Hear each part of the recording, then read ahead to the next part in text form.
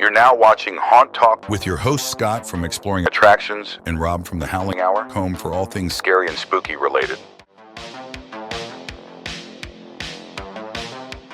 What's up, everybody? Welcome back to Haunt Talk, another episode in real life with Rob and I in the same room. My name is Scott from Exploring Attractions. I am Rob from The Howling Hour.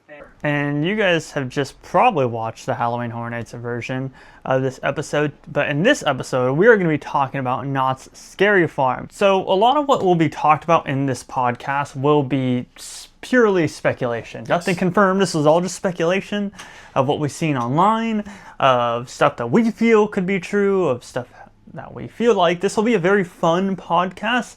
And I also have some ways that I think Knott's can improve.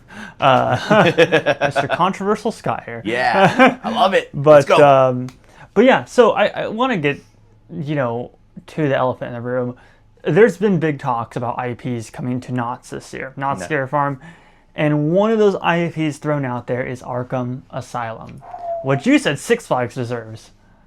Well, I mean, it's Six Flags. They got Batman out there, so I mean, I just was like, okay, I love you, Six Flags, so much. I love you. I really like. I know at Knott's they go all out. Like there's a different kind of style that Knott's has than Six Flags, and yes, I would love to see, like if they got like an Arkham at Knott's, because I think they would just like knock it out of the park. But at the same time, I would like to see it at Six Flags because you have all the DC properties there. Right, so it's just my mind is going in two different places with that. Yeah. I mean, I think regardless of where it'd go, I mean, Knott's has the money for it for sure. Right. So if Arkham Asylum were to come true, I think it has huge potential. I think that the fact of just like, even if it was just Joker and Harley throughout the whole entire experience would make the maze amazing. Yeah. No pun intended. But I honestly, I think that Knott's would really knock it out of the park with a IP, an IP as big as Arkham Asylum, because you have Harley, you have Joker, you have Scarecrow, which would be cool. You have the Freeze guy or whatever. Mr. Freeze. Mr. Freeze. There's a lot of potential. And we have seen an Arkham Asylum maze before. A long time ago in 2018, there was a little event called Horror Made Here, and that had an Arkham Asylum maze. Now, that was only a one-time thing, one-time event, never came back, even though they promised it coming back, never came back. But that was a very fun maze. I remember having a good time. They started you off like in an introduction with Harley and Joker. I think Joker was like the judge, and then they kind of led you into one of those like elevator spinning rooms, and then you went into the maze. And honestly, like I could see Knott's doing that, like copying and pasting that exact same thing, but adding a lot more detail to it. Okay. I just, number one, I don't know where this rumor came out of, but a lot of people are talking about it, and we could just be talking about it for no reason at all, and it could not actually not be happening. But right now, where the rumored construction spot for it is where a facade sign that says when ginger snaps. It's a gingerbread man. And they've done this before in the past. Yes, they have. With the Waxworks, it was Devil's Den 3D was the original name to tease everybody. So Knott's has done this in the past. But they have a sense of humor over there. Yeah, apparently. I would love to see this. I think that would have huge potential. I think Knott's would do an amazing job, and seeing the Joker and Harley at Knott's Scary Farm would be so cool. I mean, that's one way to get people through your gates. Is like Knott's doesn't have a guest issue. Like there's still plenty of people who go to Scary Farm, but to take them to the next step, that would be one step in the right direction, which would be incredible. You know what?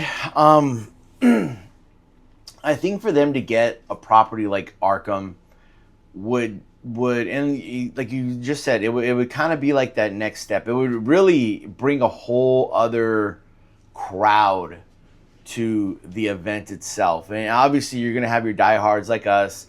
You're gonna have the I would say, the younger teen crowd who just want to go to get scared.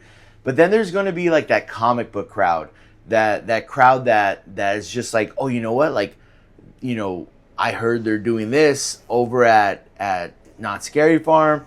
it's some type of, we're going to see the Joker, we're going to see the Scarecrow, the Bane, even these Arkham inmates. Even if you don't even see Batman, to see the villains, just the villains, and going through like an Arkham Asylum would be insane. Yeah, and I don't know how it would work out with rights and everything. I don't know how Knott would get the rights to this, but like I told you, now that Cedar and Six Flags are under the same company, same head, it would be very easy for them, I would assume, to just transfer the rights from Six Flags to Cedar Fair. Right. I don't know.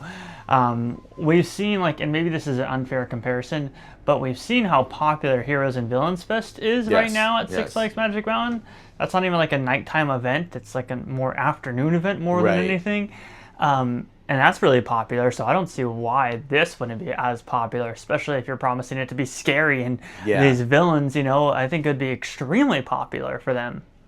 No, I completely agree. Just recently going out to Six Flags to see Heroes and Villains, and I will say this, the heroes are cool, and it's cool to see them, and they're very bright and colorful, but the villains is where I just feel like they have that.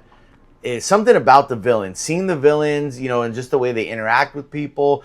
Something about that is the real draw. Absolutely. The little kids, they want to see Superman, they want to see Batman, but those when you start getting into 13, 14, 42, you want to see the villains, and to have an entire maze for villains would be ridiculous. Yeah, I think it'd be really cool. I think if this were to come true, you can count me in on rope dropping it and going through it so many different times, and I can't wait. I can't wait to see when all is revealed on the Knott's announcement event, which is a Tuesday after Midsummer Scream, I believe.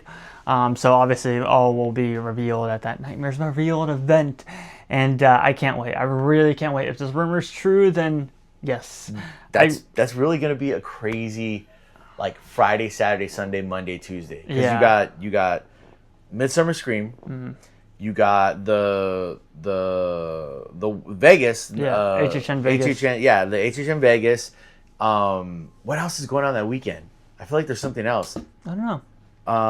Then you got Monday. I mean, Midsummer Scream itself is a whole thing, but then you get one day to rest, and then Nightmares Revealed at Knott's Scary Farm on Tuesday. So it is a jam-packed weekend. Now, tickets will go on sale on July 25th. They may have gone on sale already by the time you guys are watching this podcast. Hope I'm not that lazy. But they will have gone on sale. I don't know if the passes will go on sale. I think the passes may already be on sale or something. I've looked. I haven't seen any. Well, at least not for people who aren't Knott's pass holders. I've been looking. I haven't seen anything. So passes should hypothetically go on sale on July 25th. And those tickets will be on sale for Knott's Scary Farm and the Nightmares Revealed event. However, the Nightmares Revealed event will go within an hour. I guarantee it. That event sells out. So. 100%. I would say you need to get them within the first half an hour. You want them. Unfortunately, I can't go because work and stuff. So I just I gotta save my days for the actual haunt season. Yeah. But I've watched the tickets just go with watching people's I was on there and in 20 minutes, 30 minutes they were gone. And sometimes I think maybe I don't know if it was last year or the year before they had some extra tickets and they put them on later. But you do not want to rely on that. If you want to go to the event, I'd suggest being on there waiting to get them as soon as they drop. Yeah, absolutely. But here's my controversial take of the day. Let's talk about it. Rob and I kind of talked about it already. The thing with the last couple Scary Farm panels is at Midsummer Scream is they don't announce anything. They talked about merch. Right. They talked about the lore of Waxworks last year. And then they have Nightmares Revealed right after. Right. Why are we not announcing anything at these Scary Farm panels? Or at least, we were talking about, why aren't they going into the lore of certain mazes, fresh mazes, not Waxworks, because it's on its final year. Right. I brought up the point of the first year that they brought Chilling Chambers, or maybe even the second year, why didn't they go into the lore of that? This is from this, this is from this, this is from this, to build that fan base and continue to build that fan base so people are invested in your product and people invested in those specific original storylines. Why are we not doing that. Like it just makes no sense to me. No, I agree. I think see, I really enjoyed and like you had said, the waxwork, just the kind of the deep dive into it. But it was his farewell year. Yeah. So I really would have enjoyed hearing that maybe it's second year, like, hey, this is this, we're gonna do this, we're gonna do that. Right. I get, like, wanting to drive people to come to your event, the Nightmares Revealed. I understand that, but you gotta give people something to entice them to go to your panel. Now I know there's gonna be those diehards where it's just like anything Not Scary Farm does, the merch, because they really had good merch. I think it was last year. I bought a couple sweaters and t-shirts and stuff. I'm a fan of, like, oh, this is the merch we're bringing, this is the book we're gonna sell, this game. I get all that, but for me, I want something that's gonna be like, hey, so here's 8 Fingers 9, and this is the lore, a deep dive lore into 8 Fingers 9 that we don't get by just walking through. Because in all honesty, I got a pass last year. And I enjoyed it because I got to go through it. I got to kind of see everything, and I'm picking up on stuff as I'm going through. But not everyone is as fortunate to do that. Some people just go once, and it's like, oh, I'm going through this, but do I understand this? Do I understand that? I think if you have in the panel where you're explaining, like, hey, 8 Fingers 9, this is where this comes from, and this is this lore, and this is what happens to this, and this, they start eating your finger, this monster eats your fingers, and this is why, and this is how come. Maybe you get more people to be like, oh yeah, that's interesting, I want to go more, instead of it just being like, oh, I'm scared once and that's it, and now on to the next maze. Well, I'll do you one better. It'll help the influencers push out their information a little bit better too. Yeah. Because then these influencers and people like us are going to pick up on the storyline and kind of explain that in their videos and explain that in their TikToks and Reels, then translate into the audience. So the audience just goes and they're like, 8 Fingers 9, what is that? It doesn't sound like anything cool I want to go through. It sounds something cool I want to go through, but not maybe for the general public. Right. They want to go to the Widow's one where they know spiders are in there. Everybody knows spiders. Yes, old people and spiders. Very scary. Very scary. So maybe if you explain a little bit more into, like, the lore of these different houses or these different mazes, then your creators, your general public, your just fans of the event can better understand it and better provide that information to whoever they're talking to, building more of a following and building even stronger of a fan base. And I feel like that's what they should be using this panel for. Yeah. Because they're obviously not announcing anything. They're saving that for Nightmares Revealed, where they live stream it and they charge a ticket price for it. Right. So, I mean, that's my take. It's no, like, bad thing that I'm trying to put out there. I'm just trying to say, like, they should take advantage of Midsummer Scream, since it is such a big platform and such a huge panel that is always packed for them every single year. And I agree. And being the fact that they're not like a one and done with their mazes, like mazes typically stay for 3 to 5 years. Yeah. So you want, like, I get, let's keep the first year, let's keep it a secret, we're not telling anyone. But that next year, at whatever event you're going to do, more specifically because we're speaking of Midsummer Scream, bring some backstory to your maze. Like, hey, this is what's going on here. This is this. This is this. So then when we go through it that year, it's not just like, oh, it's a second year. It's like, oh, well, we're looking for this, and then that gets more. Then we're talking about it, and then that people that follow us and watch us, and just other people we talk to are like, oh yeah, like I didn't see that last year, but I'm gonna definitely go. Queen Mary even does it. Queen Mary last year, even though they were using all AI images, they talked about the different things that we're going to see in some of their new mazes. Right. So that was cool that they talked about that and gave us a little hint and made us be like, I want to see what they're describing. Like, the fact that they're describing these awesome things in Feast, I want to experience that, Yeah. That's what we need from Scary Farm. Yes. It's lore building. It's all it is you're building lore. I mean, but even just like a tease, what general public is going to go to a Nightmares Reveal event? Right. Nobody. It's going to be all Not Scary Farm fans already. That's like, so what good does that do for Knotts? Right. And I get you, and I understand that. And it's like, you want, and I think the big thing is like, I love that event so much, and I want to see them succeed. And we have so many scare actor friends from this event.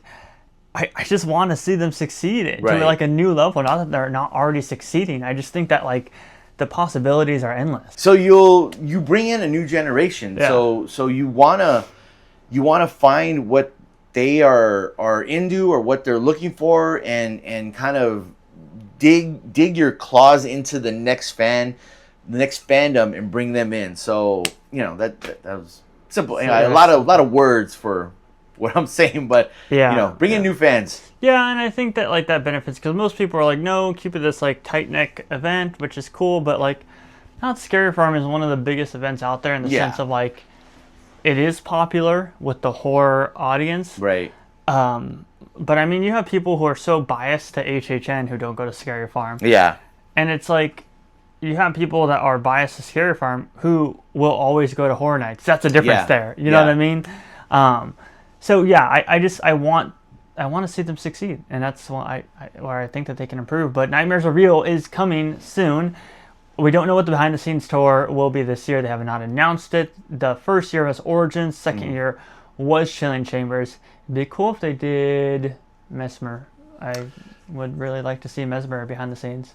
That would be cool. I only did that 1 year for like the general public, to where, well, at least not if you didn't have to go to the event, but I think you could buy an extra. You paid Beyond the Fog. Yeah, Beyond the Fog. There you go. They only did that 1 year, and that was really cool. I don't know. They didn't do it last year? I don't think they did it last year. No. Oh, I wonder why they just stopped doing it. Yeah, they did it 1 year, and then that was it. Because I remember doing it with our buddy Michael. Yeah. So, but that was you cool. would assume they wanted like money from it, and like I mean, as far as I know, there's tours being booked. So right.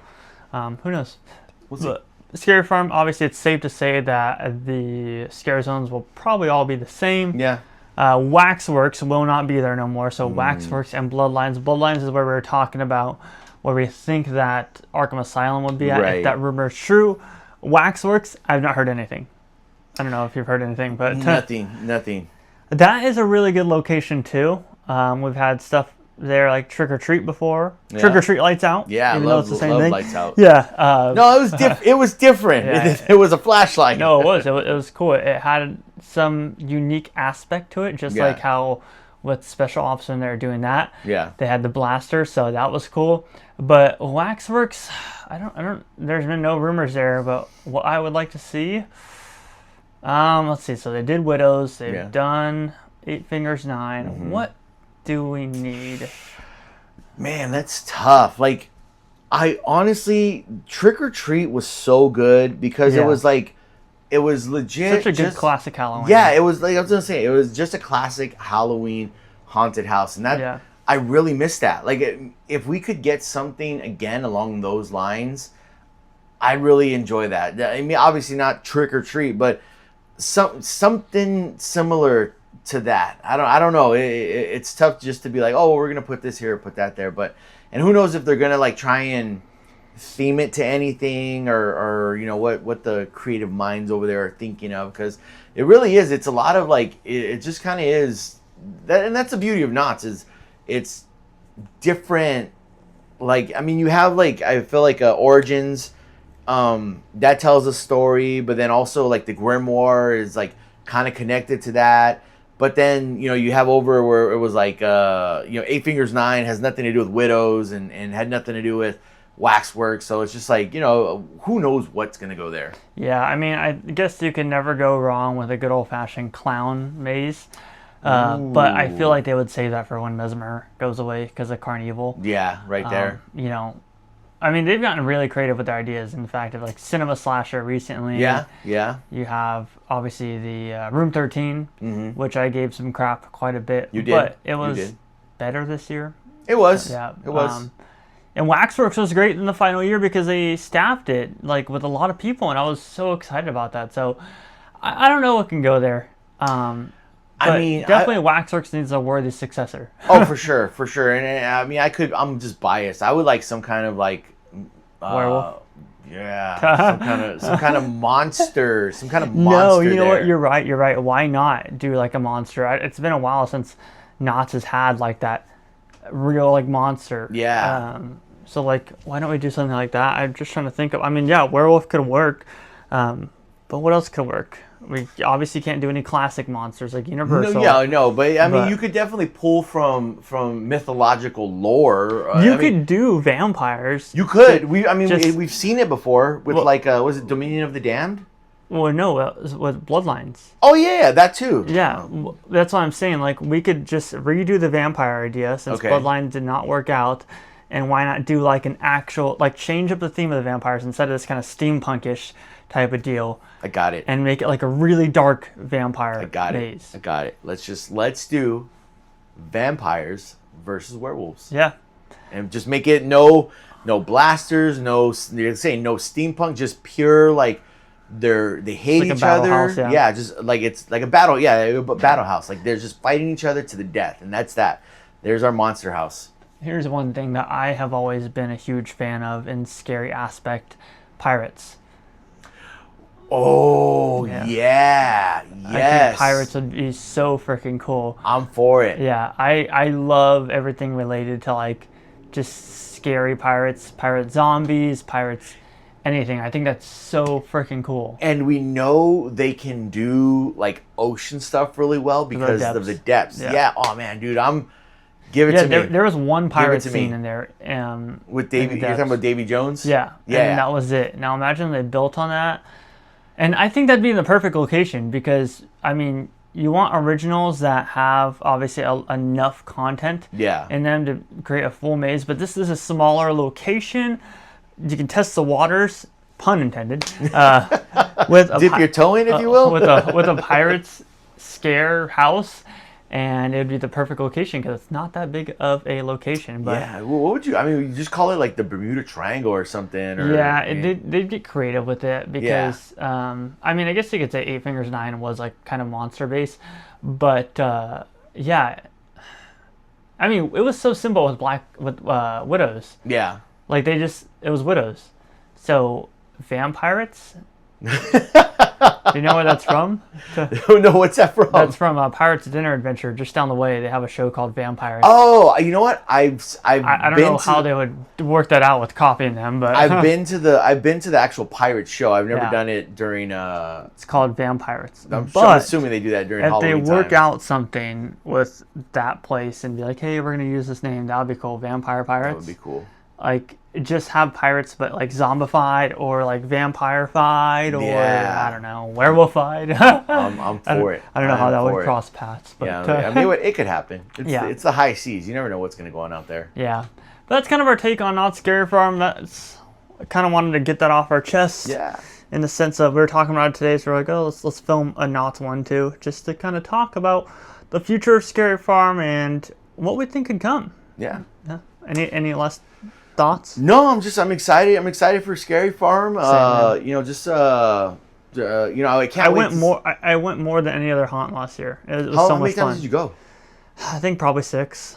Okay. Yeah. So. Whoa. Well, I mean, you're out in San Diego. So Exactly. I was gonna say I beat you, but I'm like literally No, you did. probably You're closer. 20 minutes away. Yeah. No. But honestly, getting the Scary Farm pass was so cool because like I remember you hit me up like one night just like, hey, like I got off of work and like, hey, we're going to Scary Farm. Do you want to go? Because I think you were you went to Horror Nights. Yeah. And we're going to Scary Farm. And I'm like, all right, let's go. Let's do it. Yeah, and we went for like a couple hours. It was so dead there. It was. And it was awesome. And we got to do some mazes, walk around, and just chill. And it was fun. So, I'm excited. I'm excited to get a pass again, get out there, and have a good time. Always excited for the return of Scary Farm. Yeah. But if you want to keep up to date with all the news and stuff like that as far as our channel goes, please make sure to follow at Haunt Talk on Instagram. If you're listening on Spotify or any other platform, please subscribe to our YouTube channel, Haunt Talk, as well. Check out both of our personal accounts, Exploring Attractions and The Howling Hour. Oh. But today's episode of Haunt Talk has concluded. My name is Scott from Exploring Attractions. And I am Rob from The Howling Hour. And you guys have been watching Haunt Talk. Peace out, everybody.